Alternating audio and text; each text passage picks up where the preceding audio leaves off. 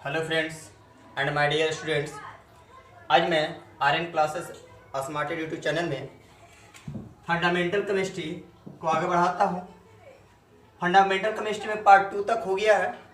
Part 1 में बताया गया था कंपाउंड कितने प्रकार के होते हैं। तो कंपाउंड 3 प्रकार के होते हैं, covalent compound, ionic compound and complex compound. आपको बताया गया था कि कोवैलेंट कंपाउंड और आयनिक कंपाउंड आपको 11th में पढ़ना है, कॉम्प्लेक्स को आपको 12 में पढ़ाया जाएगा। आपको कोवैलेंट कंपाउंड में बता दिया गया था कि किस तरह से कोई भी फार्मूला दिया है तो उसका क्या बोल सकते हैं, कोई भी फार्मूला दिया उसका नाम लिख सकते हैं, या नाम दिया तो उसको फार्मूला लिख सकते हैं। तो आज बात करते हैं आयनिक कंपाउंड के बारे में। आयनिक कंपाउंड क्या होता है बता रहे हैं। ये क्या होता है कि दो पार्टिकल को जब आपस में मिलाते हैं तो पार्टिकल कैसा होना चाहिए, क्योंकि कोवैलेंट भी दो पार्टिकल मिल रहा था। इसमें पार्टिकल जो होना चाहिए दो प्रकार के, एक होना चाहिए पार्टिकल पॉजिटिव, एक होना चाहिए निगेटिव, यानी इसको हम बोलते हैं इलेक्ट्रोपॉजिटिव और इलेक्ट्रोनिगेटिव। यानी जब इलेक्ट्रोपॉजिटिव और इलेक्ट्रोनिगेटिव पार्टिकल को आपस में मिलाते हैं तो इससे बनने वाले कंपाउंड को क्या बोलते हैं, आयनिक कंपाउंड। ऐसे आपको एक और पढ़ाया जाएगा कि वैसे कंपाउंड जो आयनिक बॉन्ड से बनते हैं, आयनिक बॉन्ड से जो कंपाउंड बनते हैं उसको क्या बोलते हैं, आयनिक कंपाउंड बोलते हैं। या ऐसे आपको बोलता है कि जब इलेक्ट्रोपॉजिटिव और इलेक्ट्रोनिगेटिव विद्युत धनात्मक एवं विद्युत ऋणात्मक कण आपस में मिलते हैं, इनसे मिलकर जो कंपाउंड बनता है उसको आयनिक कंपाउंड कहा जाता है। इलेक्ट्रोपॉजिटिव को एक और नाम है जिसको बोलते हैं बेसिक रेडिकल, और इसको बोला जाता है एसिड रेडिकल। यानी इलेक्ट्रोनिगेटिव को एसिड रेडिकल से बोल सकते हैं, और क्या बोल सकते हैं, इलेक्ट्रोपॉजिटिव को बेसिक रेडिकल भी बोला जाता है या कहा जाता है। तो आप आयनिक कंपाउंड को बहुत तरह से परिभाषा दे सकते हैं कि जब इलेक्ट्रोपॉजिटिव और इलेक्ट्रोनिगेटिव पार्टिकल आपस में मिलकर जो कंपाउंड बनाएंगे उसको क्या बोलते हैं, आयनिक बॉन्ड। या बेसिक रेडिकल और एसिडिक रेडिकल के आपस में मिलने से बनने वाले कंपाउंड को आयनिक कंपाउंड बोलते हैं। या जब दो पार्टिकल के बीच आयनिक बॉन्ड बनता है उसको क्या बोलते हैं, आयनिक कंपाउंड कहते हैं। अब जैसे बताते हैं कि कोई हम पार्टिकल एक ए लेते हैं एक बी लेते हैं। मान लेते हैं कि जो पार्टिकल है आपका पॉजिटिव, अब ये जो पार्टिकल है आपका निगेटिव है। तो क्या होता है कि इसका कंपाउंड कैसे बनेगा। तो एक चीज जानना है कि आपको पिछले वीडियो में बताया गया पार्ट 2 में कि वैलेंसी जानना जरूरी है। तो वैलेंसी मान लेते हैं कि इसका वैलेंसी m है और इसका वैलेंसी क्या है, n है। तो क्या होता है कि इसका वैलेंसी यहाँ पर आ जाएगा और इसका वैलेंसी यहाँ आ जाएगा, तो पार्टिकल कंपाउंड बन जाएगा a और इस n और b क्या हो जाएगा, m हो जाएगा। यानी पॉजिटिव पार्टिकल वाला वैलेंसी निगेटिव पर आ जाएगा और निगेटिव पार्टिकल वैलेंसी कहाँ आ जाएगा, पॉजिटिव पर आ जाएगा।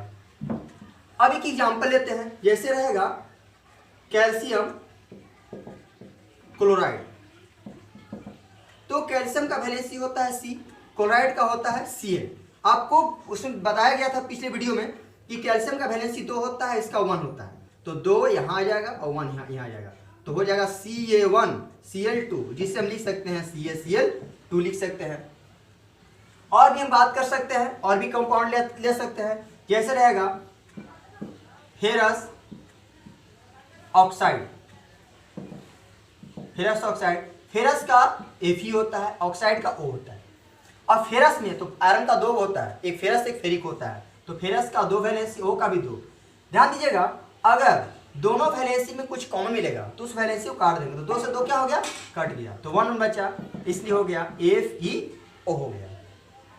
और एग्जाम्पल ले सकते हैं फेरिक ऑक्साइड। फेरिक ऑक्साइड, तो फेरिक ऑक्साइड के लिए Fe और O।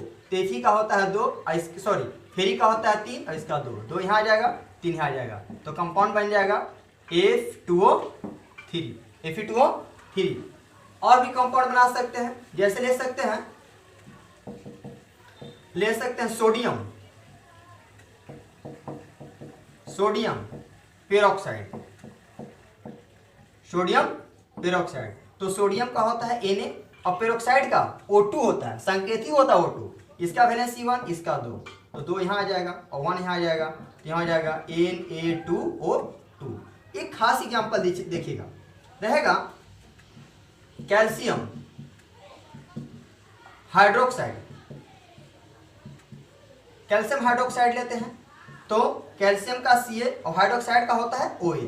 अब क्या होगा कि इसका 2 और इसका वैलेंसी हाइड्रोक्साइड का 1 होता है, तो इसका वैलेंसी यहाँ आएगा और इसका वैलेंसी यहाँ आएगा, तो Ca।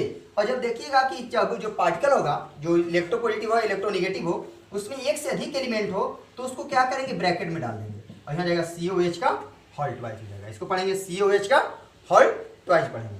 तो इस तरह से आपको जो वीडियो में बताया गया था इलेक्ट्रोपॉजिटिव पार्टिकल और इलेक्ट्रोनेगेटिव पार्टिकल के बारे में बताया गया है, वो उसका बहुत सारे पार्टिकल सिंबल और उसका वैलेंसी बताया गया है। उसकी मदद से हम हजारों लाखों कंपाउंड का निर्माण कर सकते हैं।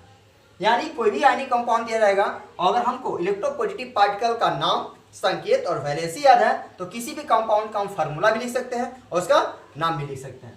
तो इस तरह से आयनिक कंपाउंड का आपको फंडामेंटल केमिस्ट्री के लिए पार्ट 3 आपका समाप्त होता है। और इसमें क्या करते हैं कि इसी वीडियो के लास्ट में मैं इस पे आधारित कम से कम 50 क्वेश्चन डाल दूंगा, जिसको आप प्रैक्टिस करके कमेंट करके बताइएगा या मेरे व्हाट्सएप ग्रुप है उस पर सेंड कीजिएगा। इसी के साथ आयनिक कंपाउंड समाप्त होता है।